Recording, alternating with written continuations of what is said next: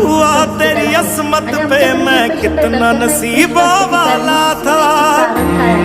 तर आज या व्हिडिओमध्ये मी तुम्हाला पॅरालिसिसचे कारण सांगणार आहे। त्याच्यात सर्वात महत्त्वाचं पहिलं कारण आहे हाय ब्लड प्रेशर, म्हणजे बीपी वाढणे।